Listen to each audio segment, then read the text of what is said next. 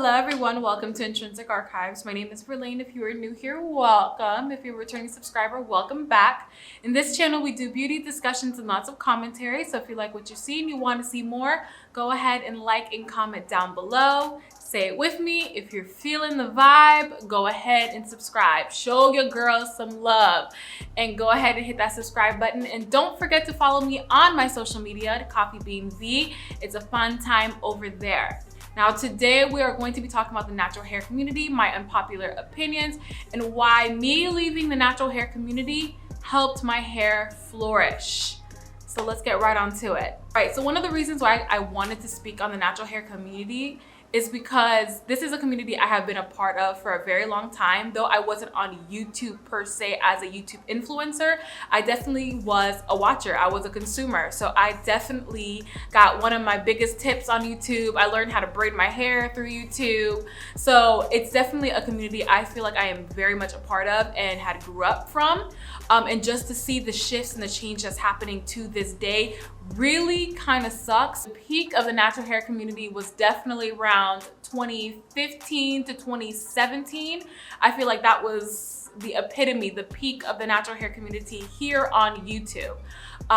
During this time, like I said before, 4C Hair Girls, we were coming to this platform basically trying to get all the tips and tricks we needed to manage and perfect our hair. I feel like because of the natural hair community, a lot of girls with 4C hair were finally embracing our curls, embracing our kinks and our coils, and figuring out how to style it, how to manipulate it, what styles we can do, what products are best for us.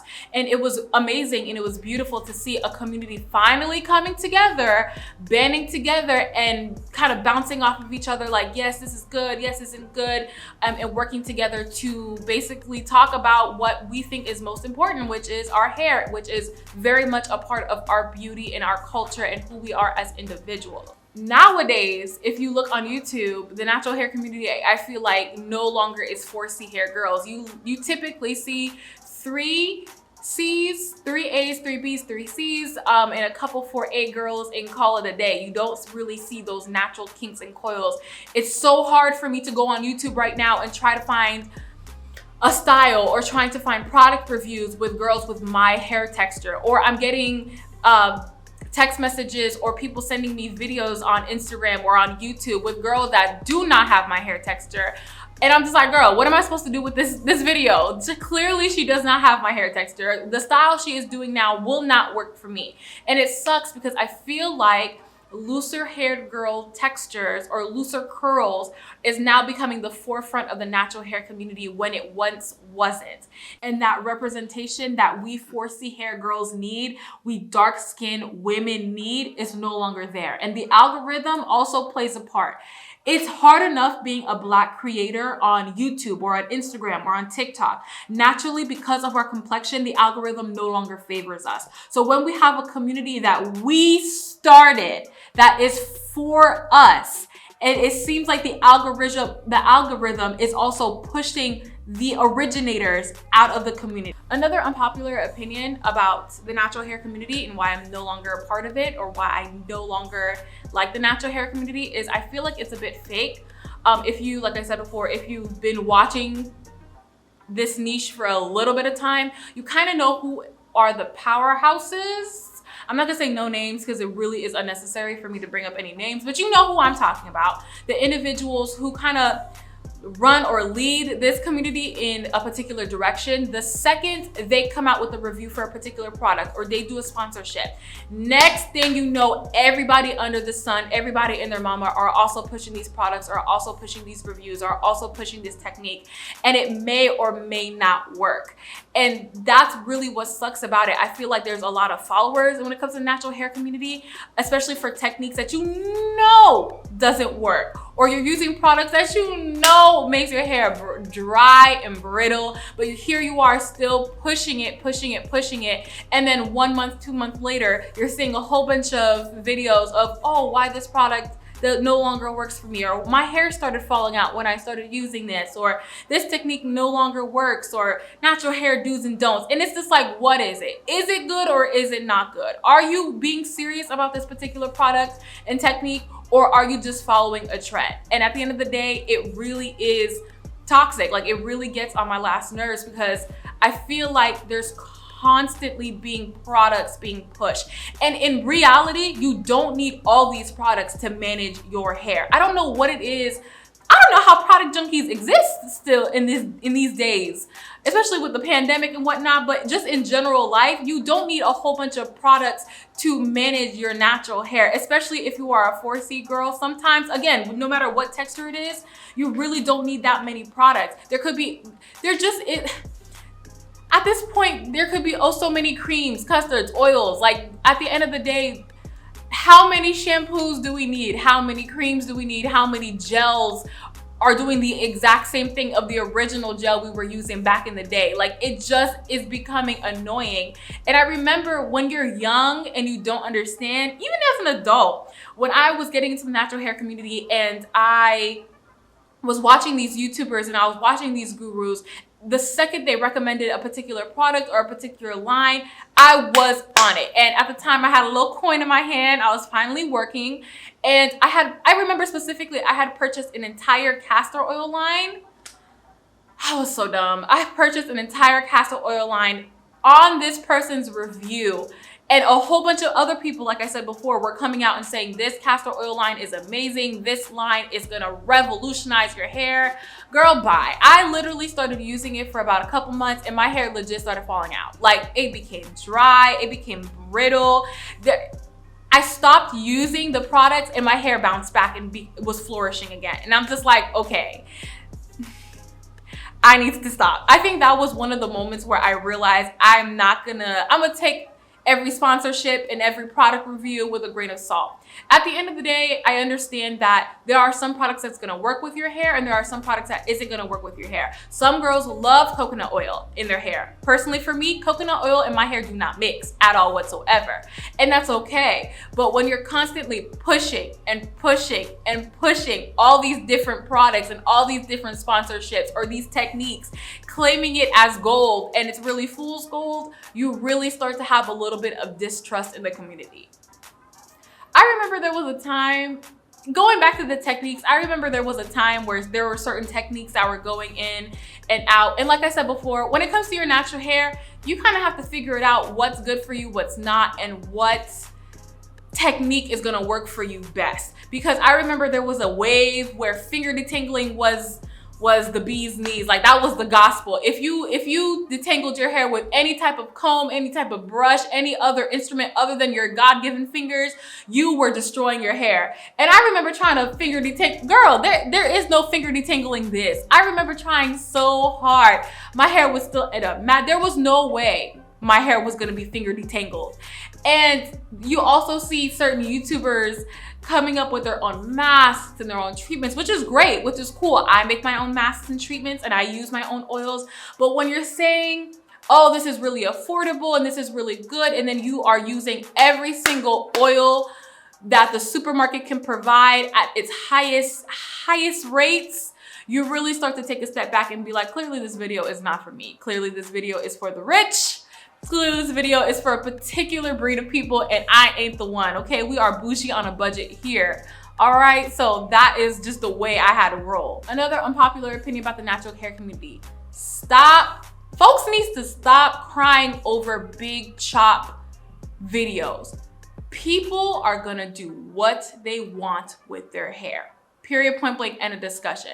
I can't begin to tell you how many times I've watched a YouTube video where a girl, for whatever particular reason, whether she wanted to, whether her hair was damaged, whether she had whatever type of hair she had and she decided to do the big chop, and people going in on this girl in the comment section. And I'm just like, this isn't affecting you in any way. It's her hair. It's her hair. It's her business. Yes, she decided to put it on YouTube, and some people can argue that, well, if it's on social media, we have the right to criticize it. But at the end of the day, people are sitting here crying, boohoo crying, as if it was their own head that she was shaving off. Mind your business. People can do what they want. There is no point of bashing these girls for just doing what they want with their hair, whether it's perming it. If they decide, you know what, natural hair is just not for me, I'm gonna go back to perming. That's their business. Big chops, that's their business. I have a best friend, I remember she had long, when I tell you long hair, It was to her booty. I was like, I envy your hair. She did the big chop randomly. And I was like, ma'am, I remember I was heated. I was like, why would you cut your hair? But later on, I realized this is her decision is not affecting me in any way. As we speak, if you ask her whether or not she regrets, she said that was the best decision she's ever made, was chopping her head off, like her hair off, chopping her hair off. And now she has her little baby curl. She's rocking the bald look, goes to the barber, gets a little edge, gets a little cute design. I see you, sis. And it's just like, again, it really is up to the person. There really should be no reason why there is excessive bashing on these girls, especially on their pages. That's so disrespectful. In that same breath, I can't stand other people for bashing other people. I can't stand individuals who go on a particular person's YouTube page, watches their video, and has the time and the energy to go in the comment section writing up a storm about how their technique of how they are doing their hair is incorrect, or bashing the girls on what comb she's using. Hold up. Mind your business. I don't think you understood that. Let me say it again. Mind your business. Telling you, it does wonders. Now, make it make sense. This girl is literally combing and detangling her hair, and people are coming onto her channel in her comment section bashing this girl on her technique, on you shouldn't comb your hair dry and this, that, and the other. Sis, relax. Her combing her hair with a particular comb is not gonna destroy your life, one. And it's not gonna rip out every piece of hair that she has on her head. Relax. I can't stand it. I wish a person would. That don't make no sense to me. Or if a person's washing their hair a particular way, mind your business. Everyone does things differently. And again, there's a lot of people who just, don't make no sense. Another thing I don't like about the natural hair community is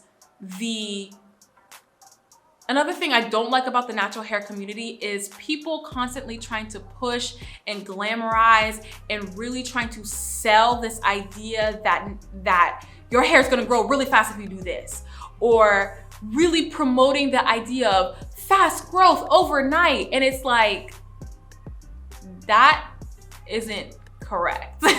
Hair takes a while to grow, and there's a lot of factors that play into hair growth. It could be your diet, it could be the products, it could be technique, it also could be genetics.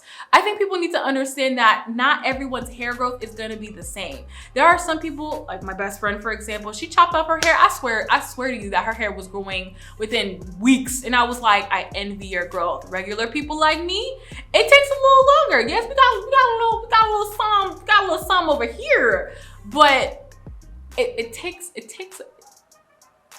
second. Okay, she likes to take her time. She likes to baby steps, and that's okay. So every time I see those videos, and again, I'm only mentioning this because I used to fall for it. I used to do all these techniques and up at night for hours, unbraiding and braiding my hair and massaging my scalp and doing hot oil treatments and all this extraness. For what? It didn't really help. It really didn't do anything. And I kind of hate that they're selling this dream constantly that our hair is gonna grow overnight doing these particular techniques or using these particular products, where that isn't the case for everyone. It just isn't. Now, if you ask me and what I do with my hair, if you're asking, I might as well just tell you, I'm right here. We're sitting, we're conversing. If you ask me how to make your hair grow, low manipulation. Girl, I wash my hair once a month, once every 2 months if your girl is feeling frisky that month. I do not touch my hair. You see my hair right now? She needs to be washed. That's why you see her out. Other than that, I literally wash my hair, do my little hair routine, let her sit for a couple days or two, slap her in a protective style, stay in the protective style for a month to 2 months, repeat. Low manipulation. If you want your natural hair to grow, don't put heat in your hair. All these extra techniques like massaging your scalp, again, it depends on the person. I use grease. I don't know what it was. I use an Indian hemp. Correct me in the comment section, how do you say that word? I probably should have looked it up. But it does have petroleum jelly in it. It has a little grease in it, and I use it and my hair flourishes. The time period where I was using a particular castor oil line, again, I'm just not gonna say no names, but I'm gonna drop a little hint. My hair was brittle, and at the time, people were like, don't grease your hair, don't grease your scalp, it's gonna ruin your hair, it's clogging up your pores. So I, of course, followed that rule. My hair, like I said, was dry, was brittle, it was falling out, but like falling out. The flakes, my dandruff, sweetheart, I'm telling you, it was like a Merry Christmas. Like it was Christmas on my shoulders because the flakes were falling down. I swear Santa Claus was feeling my direction because the flakes was just all up on my shoulders. It was a devastating time. You best believe I got that little Indian hemp, that little petroleum jelly, and slapped it on my scalp. And again, my hair bounced back, flourished. If you that's it. And again, there it is. And I was like, again, after that little section of my life, I really took a step back from the natural hair community. I was like, all right, deuces. Clearly what y'all telling me isn't correct. There was a time, clearly, no. I use grease. Okay, I do it. I do grease my scalp. Yes, fight me. I do grease my hair. Absolutely, surely do. I definitely put a little oil in there, a little castor oil, little vitamin E. You know, I'm doing a little something, but I really keep it simple. I really do. And that's about it. Like, I really don't do that much to my hair, and my hair has somehow grown and flourished and is still growing. A little manipulation. Don't put no heat in your hair. Use the products that works best for you. I don't use the no sulfate shampoos. Listen, you best believe I use my little Head and Shoulders and call it a day. Get this dandruff out of my scalp, call it a day, grease it, again, that's what I do. Okay, I'm not gonna be looking at the no sulfates, no. I don't have the time. I use a wide tooth comb. I do not finger detangle. No one has time for that. There are some girls who, again, wash their hair every week. If you can do it, kudos to you, baby. Kudos to you. Me personally, I don't have the time. I wash my hair once a month, once every 2 months. If your girl's a little busy, that's just what I do. And if my hair really needs a little rejuvenation, then we make a little mask, you know what I mean? We put bananas, we put aloe vera, we put all the good stuff, and we massage her in, and then we we do all that here, okay? We do. It's just not that hard taking care of your natural hair. Again, I just feel like I don't understand what it is about everyone's obsession about these products, about just different techniques. Again, your natural hair journey is a journey for a reason. You are gonna figure out what works best for your hair, and it may not be the popular trend. And I'd be damned if someone comes on my channel and tell me how I should do my hair, especially when my hair is flourishing and your hair is still, you know what, let me stop, I'm calm myself now. But again, I just feel like once I took a step back, once I just used the products that I know worked well with my hair, sometimes I venture, sometimes I look into what everyone else is using and, you know, look into it, but I really just don't do much, and my hair has been flourishing since then. And now I still, you know, follow a couple of natural hair YouTubers, but honestly, once you figure out your porosity, it's smooth sailing from there. In regards to the hair growth, because like I said before, there's a lot of factors that play into it. It could be the products you're using, it could be technique, it could be diet, and it also could be genetics. I feel like people always tend to forget that some people's hair just grows naturally faster than others, and that's okay. Your hair is something that's supposed to be embraced, and you can do what you want with it and how you want to handle it. If you want it to be flourishing and healthy, you just kind of have to go on your own journey and figure out what's good, what's not, and how to style it and how to do what you do. But everyone's journey is different, and that's what's beautiful about trying to figure it out. Again, that's just what it is beautiful about the natural hair community. And for other women to bash other women about it is just defeating the purpose of this sacred space and community. Am I still a part of the natural hair community to some extent? Yes. I do watch a video every now and then of the old OGs of a couple YouTubers that I genuinely still love and I feel like they are authentic, but I am no longer deep diving heavy in the community because I don't know, I'm just not feeling it. Of course, I'm sure there's gonna be hopefully some type of change. I really hope and pray that girls with 4C hair or any hair texture in general who is a part of the natural hair community can learn to embrace their curls and really learn how to manage their hair. It's not that difficult. If we start respecting our hairs and start really showing the beauty of it, people are gonna respect it as well. Another thing, I can't stand when someone who does not have 4C hair puts on their thumbnail or in the title that they have 4C hair, and you're watching the video and you're like, sis, now you know good and well that's not 4C. As much as I can see, that isn't 4C. So for me, it's like, why? And I know that it was a trend at one point that 4C hair was marketable, 4C hair was profitable, and people were making good money and clicking because we know that this is a community that needs people. And it's disrespectful and it's misleading to put that in your comment or to put that in your title and your thumbnail, knowing good and well you don't have that hair texture. Another thing, when people don't properly moisturize or when their hair is dry or needs to be washed, now they're like, oh, my hair is 4C. It's like, no, your hair is dry. Your hair needs a little agua, a little water. Okay, it needs a little moisturizing milk. It's not 4C. Don't bash on the 4C hair, trying to again put this negative connotation that it's brittle, that it's nappy, that it's unmanageable, when you know good and well your hair is this dry and you are a 3B hair female. Please, that just don't make no sense. And it's disrespectful for the rest of us because it's just like, girl, all you need is a little some in your hair and you're fine.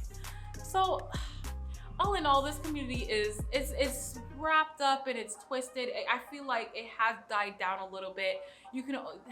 I still feel like there's a lot of people that are trying to make a wave, but the community has changed in ways that I'm not too crazy about. And at the end of the day, like I said before, there's just so many oils, so many creams, custards, gels. Like, how much more do you need to push on us that we haven't already seen before? But I still stand with the people who are still trying to make a way, still trying to be a part of this community, and still really trying to, I don't know, put their mark in there. And if they're really trying to educate and show off their beautiful curls and their kinks and their coils and educate and really help other girls embrace their natural hair and start this natural hair journey, I applaud it. And I think that's a beautiful thing. I just hate that there's bad apples that kind of ruin the good in it. And I just feel like there just needs to be a lot of change in it with other people and in it of itself. Before you go into the comment section bashing another person, before you start, going on this rant, take a step back and really think about it. Because there's gonna be techniques that you do with your hair that people are literally gonna look at you and be like, girl, what are you doing? Again, it's really subjective at the end of the day. All right, everyone, so that is my video. If you like what you see, like I said before, go ahead and comment down below. I want to hear your thoughts. What are your pet peeves? What are your unpopular opinions? Why have you taken a step back from the natural hair community? And if you haven't, tell me why you stayed. Tell me what you love about it. I definitely want to have that open discussion down below in the comment section. I try to reach out to everyone who writes. Check out my last videos, and I will be posting very soon.